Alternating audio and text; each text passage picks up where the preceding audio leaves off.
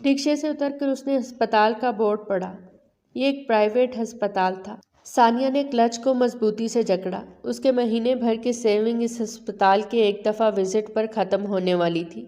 ये शहर का महंगा तरीन अस्पताल था, लेकिन वो यहाँ मजबूर होकर आई थी। पिछले 3 महीनों में जो कुछ उसके साथ हो रहा था ना तो पहले कभी हुआ था और ना ही वो बर्दाश्त कर पा रही थी।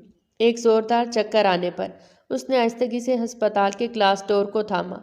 आसपास से गुजरते कई लोगों ने उसे देखा। सब्ज रंग के लिबास में मलबूस वो सब्ज आंखों वाली परी जो हाल से बेहाल दिखाई देती थी। कमजोरी उसके चेहरे से आयां थी। लंबे रेशमी बाल पोनी में मुकीद थे। सिर्फ एक आवारा लट थी जो चेहरे पर झूल रही थी, जिसे वो बेजारी से कान के पीछे उड़स देती। डॉक्टर से अपॉइंटमेंट वो पहले ही ले चुकी थी, सो अपने आने की इत्तला देते वो अंदर कमरे तक चली आई। डॉक्टर ने उसका मुस्कुराहट से इस्तकबाल किया। आइए मिस सानिया हयात, क्या प्रॉब्लम्स हैं आपके साथ? डॉक्टर अपने असली पेशावराना तरीके से बोली। सानिया ने बमुश्किल सामने वाली कुर्सी संभाली। 21 साल उम्र है आपकी? डॉक्टर ने पर्ची के ऊपर उसकी उम्र लिखी देखते पूछा था। सानिया ने बमुश्किल सर हिलाया। धीरे धीरे वो डॉक्टर को अपने साथ पेश आने वाले सारे प्रॉब्लम्स बता रही थी। पिछले 3 महीने में वो मुसलसल चकरा के गिरने, सुबह के वक्त उल्टियाँ होने की वजह से परेशान थी। वजन तेजी से गिर रहा था। अब से पहले वो एक मशहूर डॉक्टर को दिखा चुकी थी और पिछले 3 महीने से मुसलसल ट्रीटमेंट करवा रही थी, मगर वहाँ से उसे आफाका न होने के बराबर था।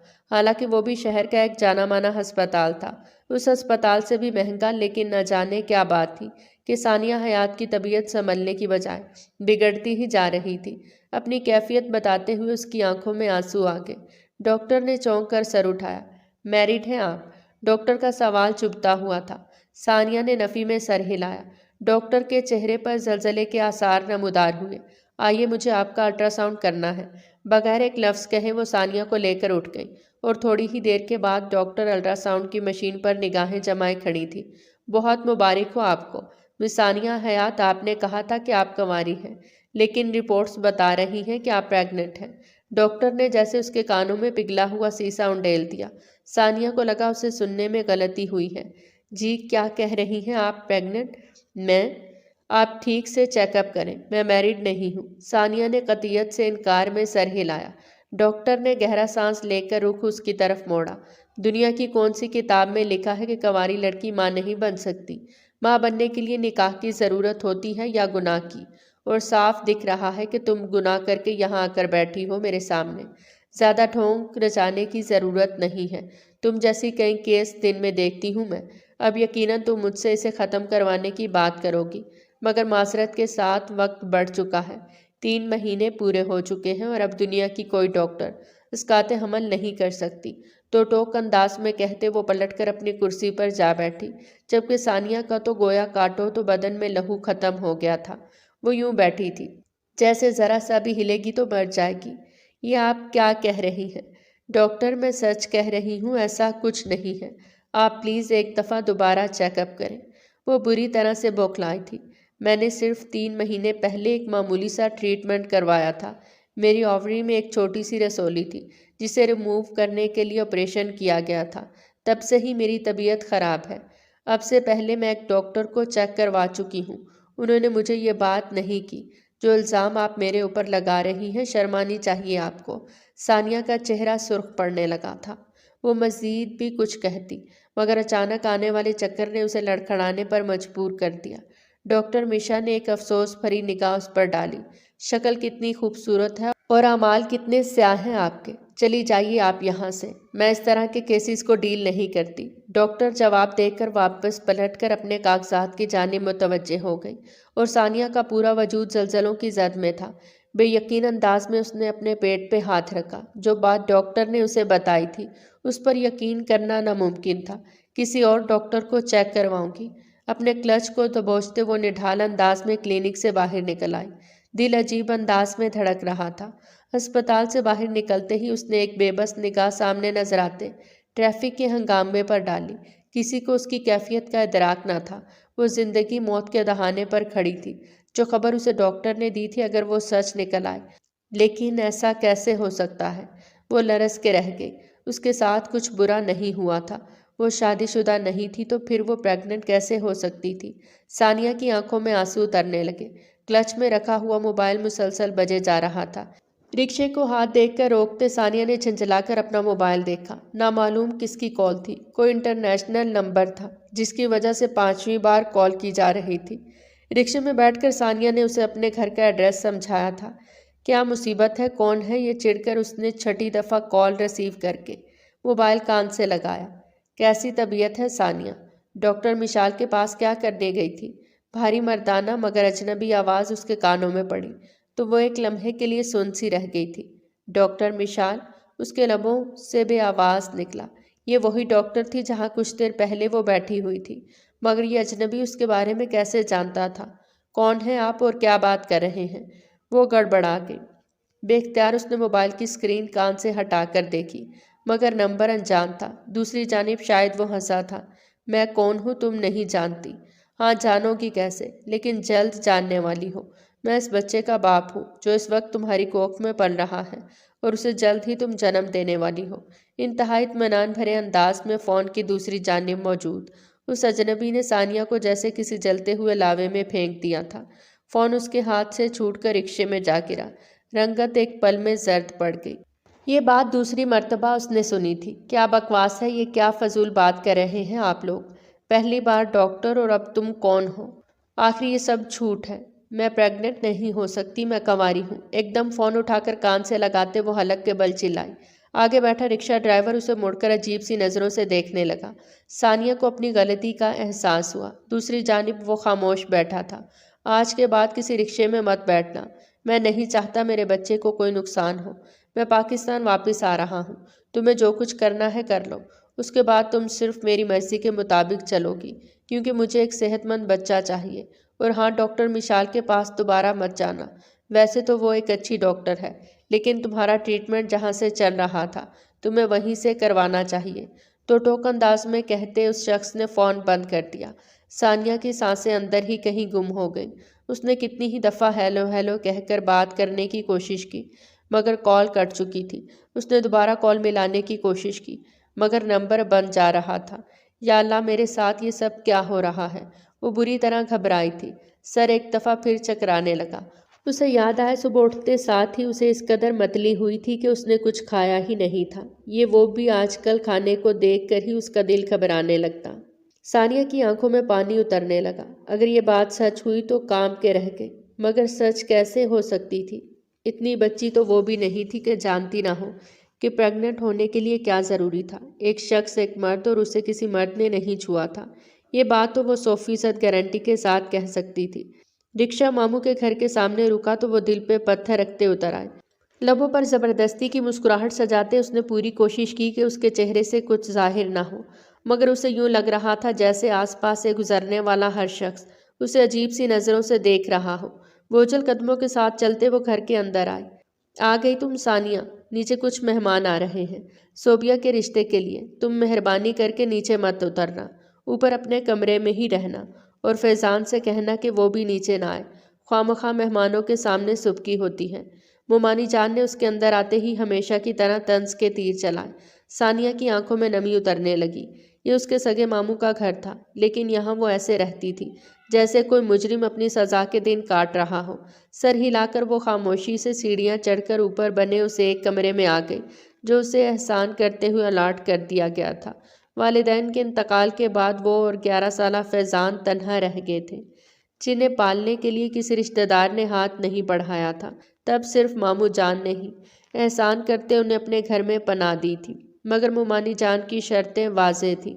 میری اپنی جوان بیٹیاں ہیں ثانیہ کے یہاں ہوتے ان کے رشتے طے ہونے میں مشکلات پیش آ سکتی ہیں۔ اس سے کہو کہ یہ صرف اوپر والے کمرے میں رہے، چاہے تو اس کا کرایہ دے دیا کرے۔ خون سفید کس طرح ہوتا ہے یہ ثانیہ نے ان دنوں دیکھا تھا۔ اس کے لبوں پر ایک پھیکی سی مسکراہٹ بکھر گئی۔ تعلیم ادھوری چھوڑتے اس نے ایک ہوٹل میں ویٹرس کی نوکری کر لی تھی، اور اس نوکری سے وہ اپنا فیضان کا خرچ تو بخوبی اٹھا لیتی تھی، مگر باقی کام کرنا اس کے لیے ممکن نہ تھا۔ کمرے کے اندر قدم رکھتی اس نے فیضان کی طرف دیکھا، جس کی رنگت زرد پڑ رہی تھی۔ ثانیہ کی آنکھوں میں آنسو جمع ہونے لگے۔ پچھلے کئی مہینوں سے وہ بیمار تھا۔ ڈاکٹر صاف طور پر کئی دفعہ کہہ چکے تھے کہ اب ڈائلائسس سے اس کا بچنا مشکل ہے۔ اسے کڈنی ٹرانسپلانٹ کی ضرورت تھی، مگر کڈنی ٹرانسپلانٹ کے لیے وہ 1 کروڑ روپیہ کہاں سے لاتی؟ اس کے پاس نہ تو رقم تھی اور اب تو وہ خود ایک ایسی دلدل میں پھنس گئی تھی جہاں سے نکلنا اس کے لیے ممکن ہی نہ تھا۔ ثانیہ نے چپکے سے اپنے کلچ سے پریگننسی اسٹرپ نکالی جو وہ آتے ہوئے خرید لائی تھی۔ عجیب سا وہم آ گیا تھا اس کے دل میں۔ کیا ڈاکٹر اور وہ اجنبی کی باتیں درست تھیں یا میرے ساتھ مل کر کوئی کھیل کھیلا جا رہا ہے؟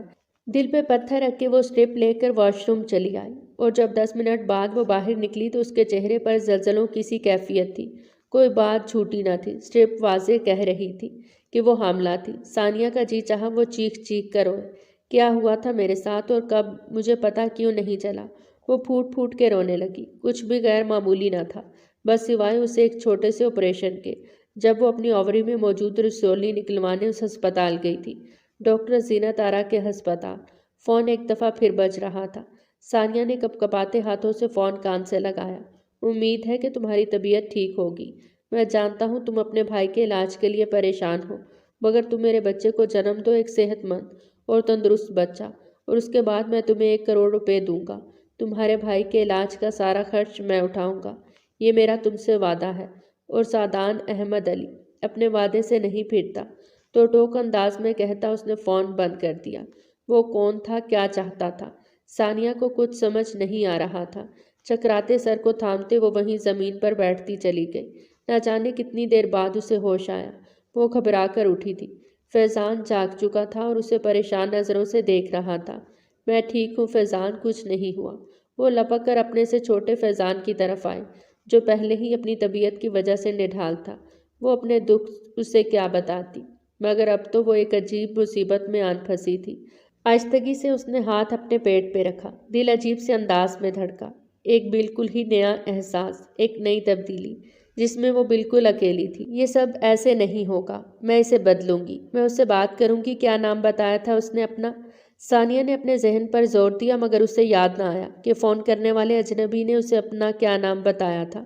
دنیا میں ایسا کچھ نہیں ہوتا۔ اس نے گھبرا کر موبائل اپنے کلچ سے نکالا اور اس چھوٹے سے کمرے سے باہر نکل آئے۔ نیچے ممانی کے مہمان آ چکے تھے اور ہنگامہ سا مچا تھا۔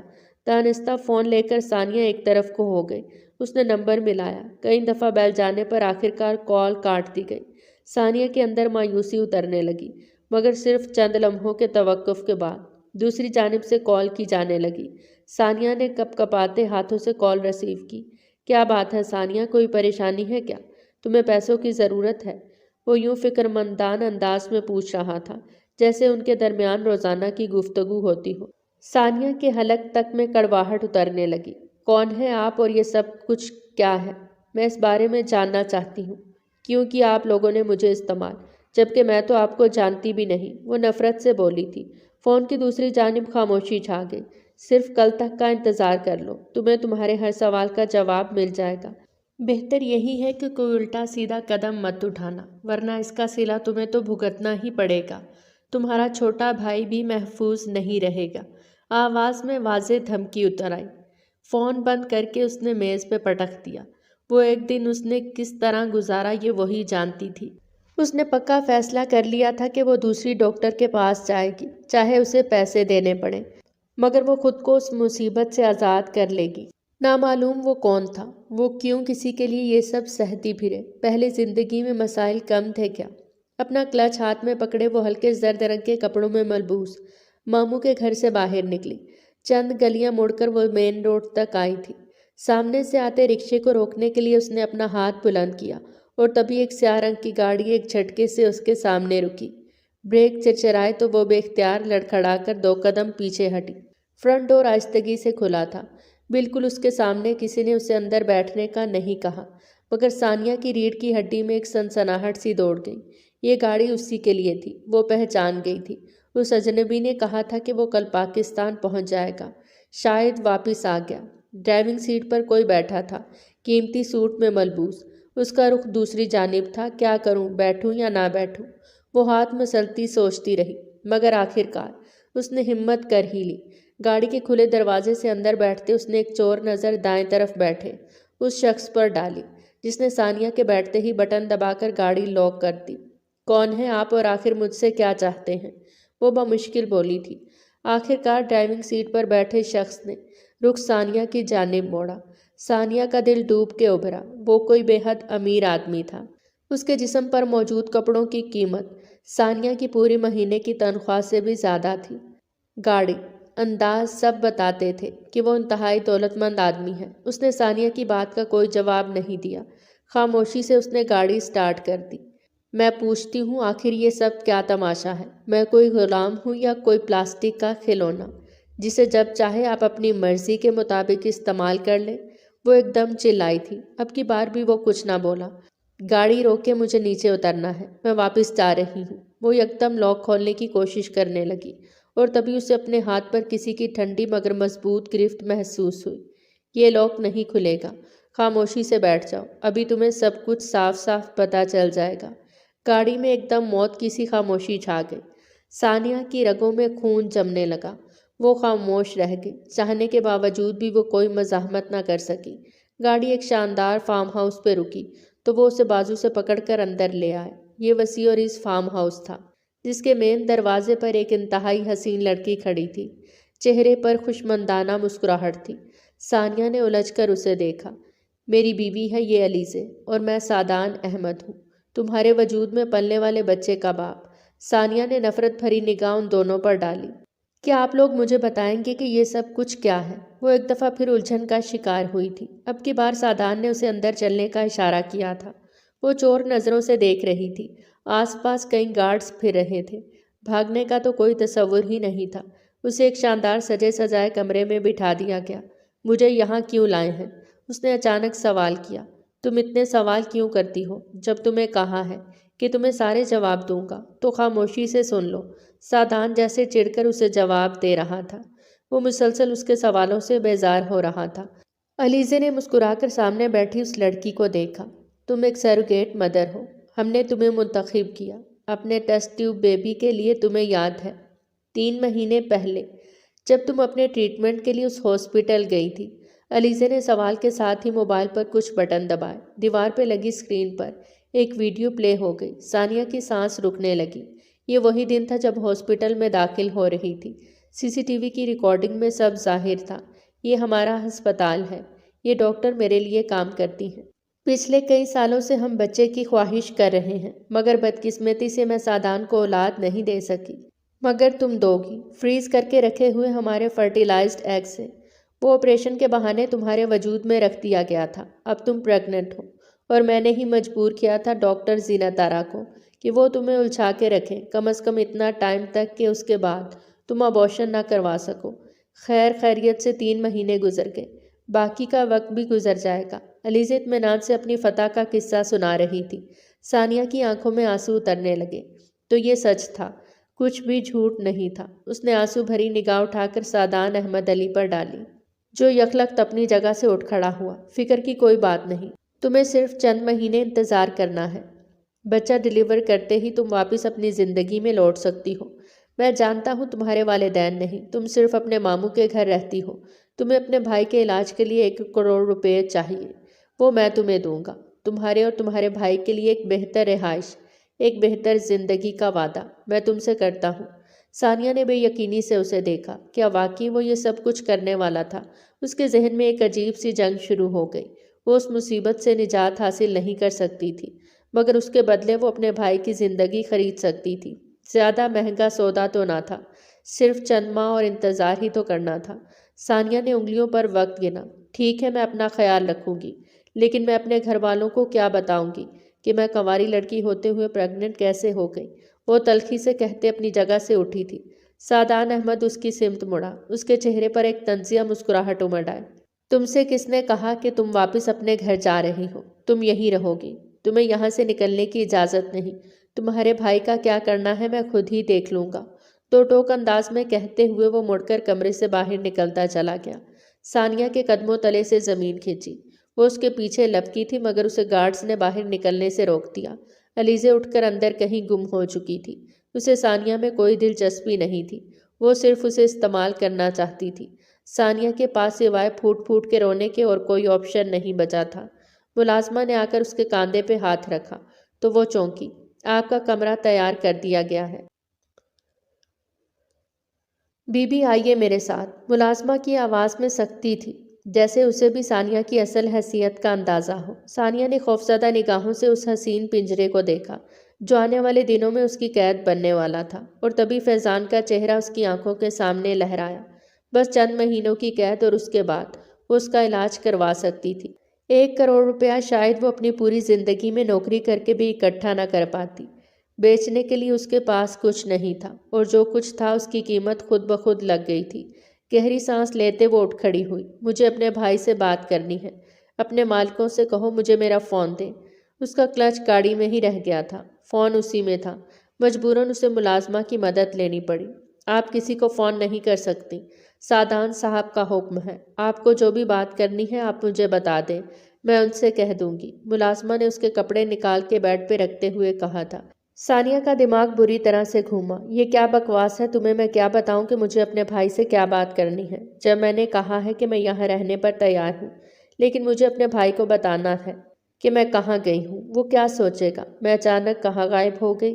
وہ پریشان ہو کر بولی۔ ملازمہ بغیر کوئی لفظ کہے کمرے سے باہر نکل گئی۔ جاتے ہوئے اس نے دروازہ لاک کر دیا۔ ثانیہ کو اپنی سنگین غلطی کا احساس ہوا۔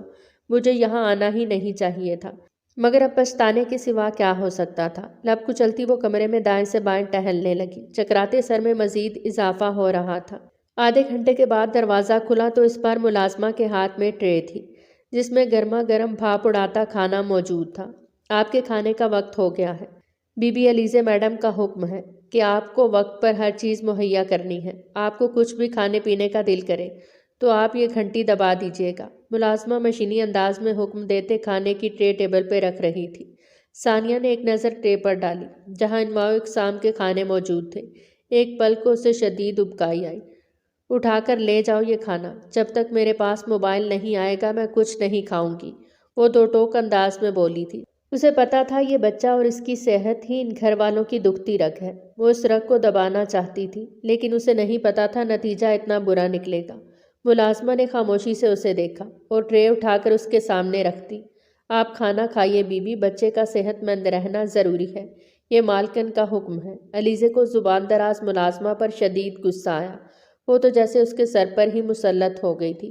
مسلسل آتے غصے کا اثر تھا یا بے بسی کا؟ ثانیہ نے زوردار طریقے سے کھانے کی ٹرے اٹھا کر دیوار پر دے ماری۔ لے جاؤ اپنا کھانا، نہیں کھانا مجھے، اور خبردار دوبارہ میرے کمرے میں آئی تو۔ اس نے ملازمہ کو ایک زوردار دھکا دیا۔ وہ لڑکھڑا کر 2 قدم پیچھے ہٹی اور پھر خاموشی سے کمرے سے باہر نکل گئی۔ ثانیہ کی آنکھوں میں آنسو آنے لگے۔ اگلے 2 گھنٹوں تک کمرے میں کوئی نہیں آیا۔ کھڑکی سے نظر آتا موسم بدلنے لگا۔ شام رات میں بدل گئی تو ثانیہ نے تھک کر کرسی کی پشت سے ٹیک لگائی۔ دروازہ ایک دفعہ پھر کھلا تھا۔ اب کی بار بھی ملازمہ کھانا لے کر آئی تھی۔ ثانیہ نے ایک نفرت بھری نگاہ اس پر ڈالی۔ پڑے پڑے سڑ جائے گا یہ کھانا یہاں، میں نہیں کھاؤں گی جب تک مجھے موبائل فون نہیں دیا۔ مجھے اپنے بھائی سے بات کرنی ہے، جا کر بتا دو اپنے مالکوں کو۔ وہ حلق کے بل چلائی۔ سبز آنکھوں میں آنسو، خوف، بے بسی کیا کچھ نہیں تھا جو جمع ہو گیا تھا۔ اس کا زرد لباس ملگجا ہو رہا تھا۔ اس نے ملازم کے نکالے ہوئے کپڑے بھی بدلنے کی زحمت نہیں کی تھی۔ ملازمہ ٹرے ٹیبل پہ رکھ کر خاموشی سے پلٹ گئی۔ رات یوں ہی دھیرے دھیرے سرکتی رہی۔ ثانیہ کو حیرت ہوئی کہ اب تک کمرے میں کوئی نہیں آیا تھا۔ اس نے کھانے پینے کی چیزوں میں سے کسی چیز کو نہیں چھوا۔ اگلے دن صبح کا ناشتہ بھی یوں ہی ٹیبل پہ دھرا رہ گیا۔ ثانیہ نے سوائے پانی کے کوئی چیز نہ استعمال کی۔ یہ دوپہر کا وقت تھا جب وہ کھڑکی کے ساتھ لگی باہر لان میں لگے درختوں کو دیکھ رہی تھی، جب دھاڑ سے کمرے کا دروازہ کھلا۔ تمہیں اوقات سے زیادہ مل رہا ہے تو تم سے برداشت نہیں ہو رہا۔ کس نے پوچھا ہے کہ تمہیں یہ چیزیں کھانی ہیں یا نہیں؟ یہ میرا بچہ ہے، اسے پیدا کرنا صرف تمہارا کام ہے، اسی لیے چیزیں اٹھاؤ اور اپنے منہ میں ٹھونسو۔ اندر آنے والی علیزے تھی جو شب خوابی کے لباس میں تھی۔ شاید ملازمہ نے اسے نیند سے جگایا تھا، جبھی اس کے تیور انتہائی خراب تھے۔ اندر آتے ہی اس نے کھانے کی ٹرے اٹھا کر ثانیہ کے سامنے پٹکی۔ کھاؤ، اسے زیادہ نخرے دکھانے کی ضرورت نہیں۔ تمہارے نخرے کے پیسے نہیں دے رہی میں تمہیں، وہ حلق کے بل چلائی تھی۔ ثانیہ نے بے بس نگاہ اس پر ڈالی۔ مجھے نہیں کھانا، مجھے اپنے بھائی سے بات کرنی ہے۔ میں آپ لوگوں کی سب شرطیں مان رہی ہوں، پلیز میری بات کروا دیں فیضان سے، وہ التجائیہ انداز میں بولی تھی۔ علیزے چند لمحوں تک اسے دیکھتی رہی اور اچانک ہی اس نے ثانیہ کے بالوں کو اس کی گردن کے پاس سے جکڑ لیا۔ ثانیہ کے لبوں سے ایک سسکی نکلی۔ میں تیری ڈیمانڈ سننے کے لیے یہاں نہیں بیٹھی، جو کہا ہے اتنا کر، زیادہ زبان مت چلانا میرے سامنے۔ میک اپ سے لیپا چہرہ ماڈرن انگریزی زبان میں بات کرتی ہوئی وہ حسین عورت کہیں غائب ہو چکی تھی۔ اس وقت منہ سے کف اڑاتی وہ کوئی جاہل عورت لگ رہی تھی جو آپے سے باہر ہو رہی تھی۔ ثانیہ نے خود کو چھڑانے کی کوشش کی، مگر علیزے نے ٹرے میں پڑے چاول مٹھی میں بھر کر یکدم اس کے منہ میں ٹھونسے۔ ثانیہ کی حالت غیر ہونے لگی۔ ایک جھٹکے سے خود کو چھڑاتے اس نے علیزے کو پیچھے دھکیلا۔ کیا کر رہی ہیں آپ؟ چھوڑیں مجھے، وہ بمشکل بولی تھی۔ علیزے نے آگے بڑھ کر ایک زوردار تھپڑ اس کے منہ پر لگایا۔ آج کے بعد یہ ڈرامہ مت کرنا۔ کمرے میں جو کچھ کھانے پینے کے لیے ہے چپ کر کے کھانا۔ یہ سب تیرے لیے نہیں، اس بچے کے لیے ہے جو تیرے پیٹ میں ہے، اور وہ بچہ میرا ہے۔ ناک بن کر بیٹھا ہے یہ سادان اس ساری دولت اور جائیداد پر۔ عجیب شرط ہے کہ جب تک بچہ نہیں ہوگا دولت اور جائیداد میرے نام نہیں ہوگی۔ اور تمہیں کیا لگتا ہے کہ میں اتنی پاگل ہوں کہ یہ اتنا بڑا سا پیٹ لے کر میں گھومتی پھروں؟ علیزے شاہ نواز احمد بچے پیدا کرنے کے لیے نہیں بنی۔ سارا فگر خراب ہو جائے گا میرا، اسٹریچ مارکس پڑ جائیں گے۔ لیکن یہ بات اس جاہل آدمی کو کون سمجھائے؟ وہ آپے سے باہر ہوتی ہوئی لگ رہی تھی۔ ثانیہ نے کھانسی کے دورے کے درمیان اسے دیکھا۔ وہ دماغی طور پر حاضر نہیں تھی، ورنہ ایسی باتیں وہ ثانیہ کو کیوں بتاتی؟ جانتی ہوں پچھلے 4 سال سے میں اس کی بیوی ہوں۔ 4 سالوں میں اس کے پاس اتنا وقت نہیں ہوا کہ وہ میرے پاس بیٹھ کر میری کوئی بات سن سکے۔ بس اپنا کام، بزنس، اپنی دولت۔ مگر میں نے بھی ہار نہیں مانی۔ یہ دولت، یہ پراپرٹی چاہیے مجھے ہر صورت میں۔ اسی لیے تو میں نے اس ضدی اور کھڑوس آدمی سے شادی کی، ورنہ اتنے گھمنڈی انسان کو کون برداشت کرے؟ جیسے ہی بچہ ہوگا وہ اپنی ساری دولت اور جائیداد بچے کے نام کرے گا، اور میں وہ بچہ لے کر یہاں سے بھاگ جاؤں گی۔ پھر سر پیٹتا رہے گا یہ سادان احمد۔ ایک جھٹکے سے وہ اٹھ کھڑی ہوئی۔ ثانیہ نے بے یقین نگاہیں اٹھا کر اس عورت کی طرف دیکھا، جو عورت کم اور ڈائن زیادہ لگ رہی تھی، جسے بچہ صرف اس لیے چاہیے تھا کہ اسے دولت اپنے نام کروانی تھی، ورنہ اسے اس معصوم جان میں کوئی دلچسپی نہیں تھی۔ اب چپ کر کے رہنا۔ سادان کو یہ ساری باتیں بتائیں تو تیرا بھائی جہاں ہے وہیں جان سے جائے گا۔ وہ اسے دھمکانا نہیں بھولی تھی۔ ثانیہ نے لرز کر اسے دیکھا۔ وہ ہوش کی دنیا میں واپس آ رہی تھی۔ انتہائی اطمینان سے اپنے بکھرے بالوں کو سمیٹتی وہ کمرے سے باہر چلی گئی۔ ثانیہ کا دل چاہا وہ پھوٹ پھوٹ کے رو دے، اور اس نے ایسا ہی کیا۔ ملازمہ نے نیا کھانا لا کر اس کے سامنے رکھ دیا تھا۔ نہ چاہتے ہوئے بھی ثانیہ نے چند لقمے کھائے۔ ایک ڈاکٹر اس کی دیکھ بھال کے لیے فارم ہاؤس میں موجود تھی، جو وقتاً فوقتاً آ کر اسے دیکھ لیتی۔ اسی کی دی ہوئی دوائیاں ہر وقت میز پہ دھری رہتی۔ یہ 2 روز بعد کا وقت تھا، جب رات تیزی سے برستی بارش کی وجہ سے ثانیہ کی آنکھ کھلی۔ وہ گھبرا کر اٹھی تھی۔ بے اختیار فیضان کا خیال آیا۔ وہ بارش سے خوف زدہ ہو جایا کرتا تھا۔ وہ گھبرا کر کھڑکی کے پاس چلی آئی۔ دیوار گیر شیشے کی کھڑکی سے باہر کا منظر صاف نظر آ رہا تھا۔ لان برستی بارش میں بھیگ رہا تھا۔ وہ یکٹک باہر کا منظر دیکھتی چلی گئی، اور تبھی وہ بری طرح سے چونکی۔ باہر برستی بارش میں کوئی انسان کھڑا تھا، جس کی پشت ثانیہ کے کمرے کی جانب تھی۔ اس نے سفید شرٹ اور ٹراؤزر پہن رکھا تھا، ڈھیلے ڈھالے انداز میں کھڑے، جیسے برستی بارش میں سکون تلاش کر رہا تھا۔ ثانیہ کی نگاہوں کا ارتکاز محسوس کرتے وہ اچانک پلٹا، اور ثانیہ کی نظر اس کے چہرے پر پڑی۔ وہ سادان احمد تھا۔ وہ بے اختیار گھبرا کر 2 قدم پیچھے ہٹی۔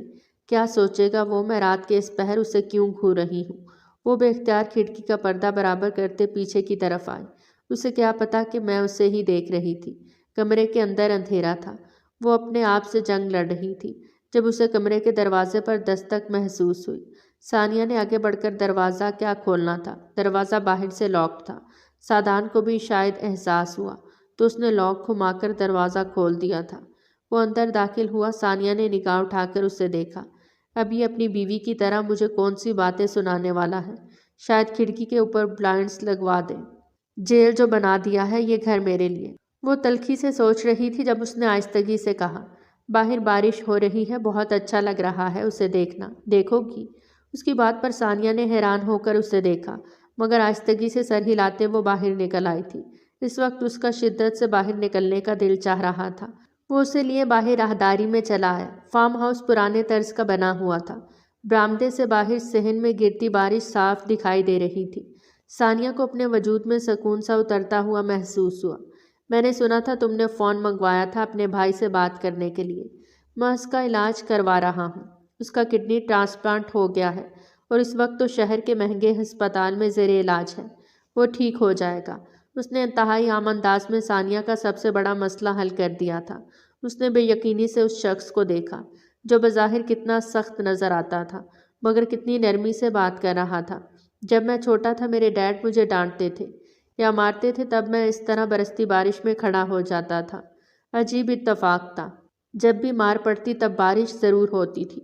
وہ پھیکی ہنسی ہنس کر بولا تھا، ماضی کی کسی تلخ یاد کو سوچتے۔ ثانیہ نے اپنا رخ پھیر لیا۔ وہ کچھ دیر خاموشی سے یوں ہی برستی بارش کو دیکھتے رہے۔ تمہارا دل چاہتا ہے بارش میں بھیگنے کا، لیکن تم بیمار ہو جاؤ گی اور تمہاری کیفیت ایسی نہیں کہ تم نزلہ زکام افورڈ کر سکو، وہ ہلکے پھلکے انداز میں کہہ رہا تھا۔ ثانیہ نے ایک نظر اس پر ڈالی۔ کیا آپ کو اس بچے سے محبت ہے یا آپ کو بھی یہ صرف اپنے کسی مقصد کی تکمیل کے لیے چاہیے؟ وہ بلا ارادہ ہی اس سے سوال کر بیٹھی تھی۔ سعدان نے مڑ کر حیرت سے اسے دیکھا۔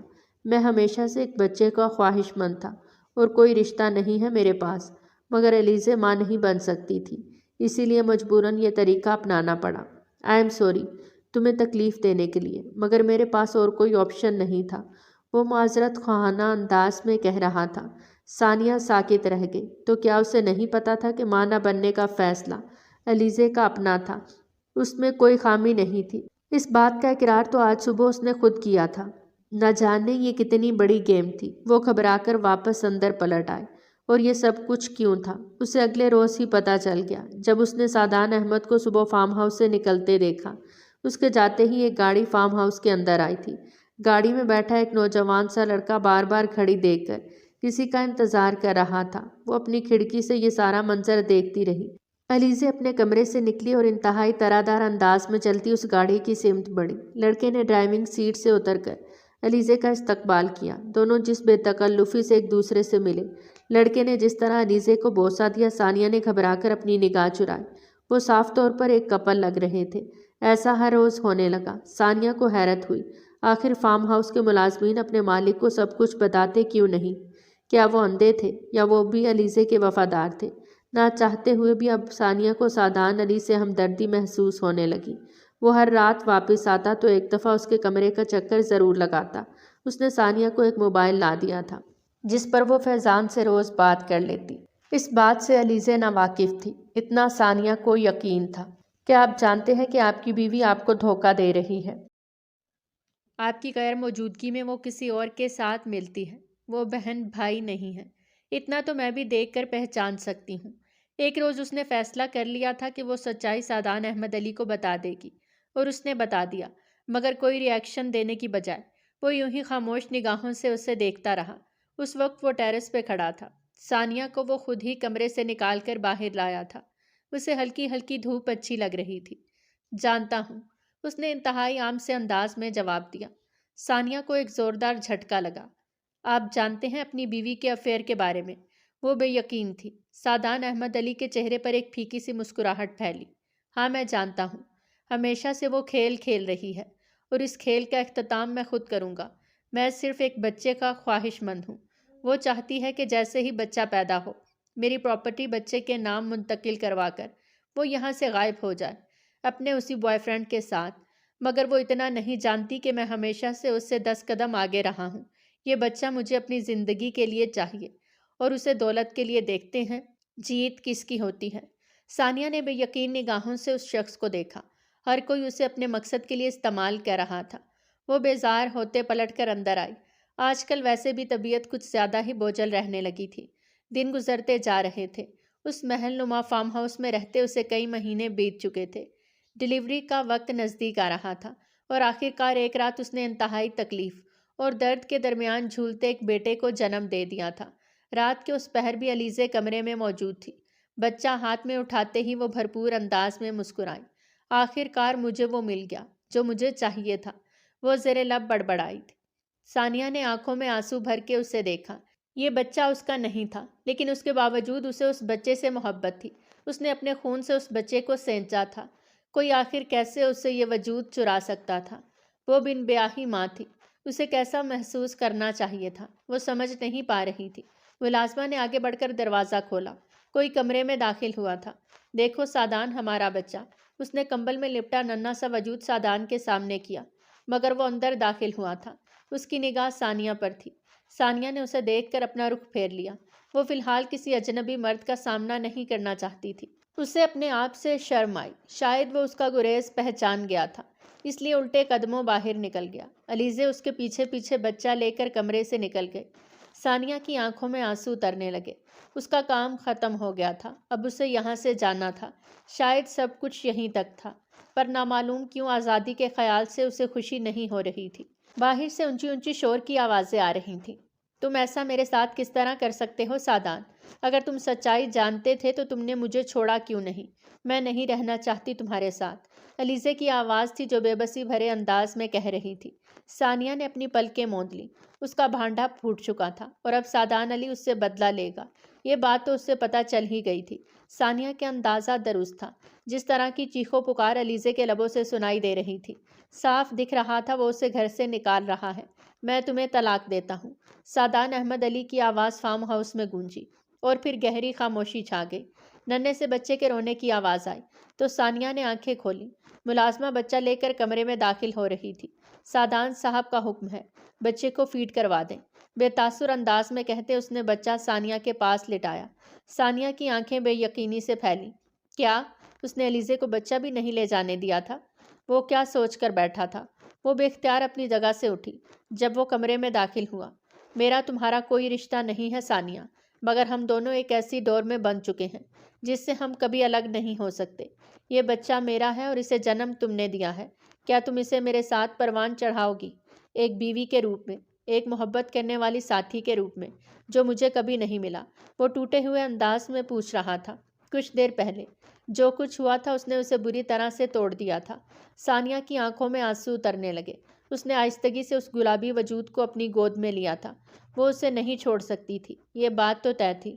اس بچے کے ساتھ اس کا کیا رشتہ تھا وہ نہیں جانتی تھی، مگر وہ اس کی ماں تھی۔ سادان احمد کے بڑے ہوئے ہاتھ کو تھامتے اس نے اس بات میں سر ہلا دیا تھا۔